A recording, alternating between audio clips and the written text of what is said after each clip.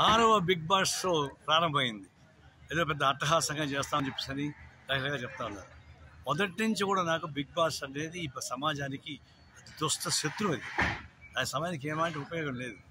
ఒక ముఖం తిన్నటువంటి భార్యాభర్తలు కాదు, అన్నా చెల్లెలు కాదు, అక్కా చెల్లెలు కాదు, పెట్టుబట్లాడేటువంటి వయసు ఉన్నటువంటి యువకులను తీసుకెళ్ళి దాదాపు 100 రోజుల పాటు పెద్ద బోతల సముద్రం పడేసి దీనిలో కల్చర్ నేర్చుకోండి, సంస్కృతి నేర్చుకోండి, how to behave with people అని నేర్చుకోని చెప్తుంటే ఆడ నేర్చేది.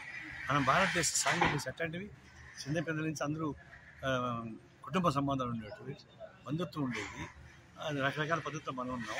ఇది యూరోపియన్ దేశం కాదు. మీరెందుకు నేర్పించేది అంటే యువశక్తి బయట ఉంటే అనేక సామాజిక ఉత్పత్తి పనికొచ్చేటువంటి శక్తి. అది నేషనల్ ప్రాపర్టీని వేస్ట్ చేస్తున్నారు బిగ్ బాస్ పెట్టి. మీరు లోపల ఉండేటువంటి 19 మంది 20 మంది కోతులతో ఆడించేటువంటి ఆటని లక్షలాది మంది టీవీలు కలుసుకొని చూస్తూ ఉన్నారు. అంటే బయట లోపల లక్షలాది మంది కోట్లాది మంది యువత శక్తిని నిర్వహణ చేస్తూ సమాజానికి ఏం పెట్టలేకుండా చేసేటువంటి పద్ధతులు చేసింది. ఇది సామాజిక రుగ్మత. బిగ్ బాస్ షో ఇది సామాజిక రుగ్మత కాబట్టి నేను తీవ్రంగా ఖండిస్తున్నాం. చెడు సాంప్రదాయం పోతుంది తప్ప మెసేజ్ ఏం పంపిస్తారు మీరు? లోపల 100 రోజుల పాటు మేము ఉన్నాం, యువత ఒకలేము చాలా స్వచ్ఛందంగా బాగున్నామని చెప్తే నమ్ముతాడా? తాటి చెట్టు కింద కూర్చొని పాలు తాగితే ఎవరు నమ్ముతాడు? బోతల హౌస్ నుంచి బయటకు వచ్చేవాడిని చూస్తే ఏమంటాడు? అంటే మీ కొంపను చూస్తే ఏమంటారు?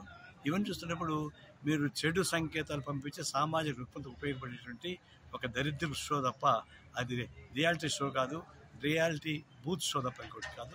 దాన్ని మేము తీవ్రంగా ఖండిస్తున్నాం. ఇట్లా సభ్య సమాజం దాన్ని అసహించుకోవాలి. ఇంతమంది జనం చూస్తే నాకు అర్థమే కాలేదు. చూసేవాళ్ళు తెలివి తక్కువ, ఆడేవాళ్ళు తెలివి తక్కువ.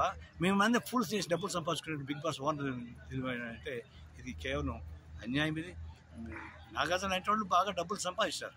వాళ్ళ నాన్నకు మంచి పేరు, దీనికి మంచి పేరు. అట్లాంటప్పుడు ఈ ముద్రస్తా పనిచేసే ముద్రస్తా డబ్బులు ఎందుకు కావాలి మీకు?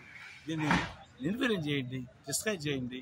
ఈ షో అనేది ఒక సామాజిక నరహంతులుగా మేము చూస్తున్నాము. దాన్ని బ్యాన్ చెప్పి పోతాము.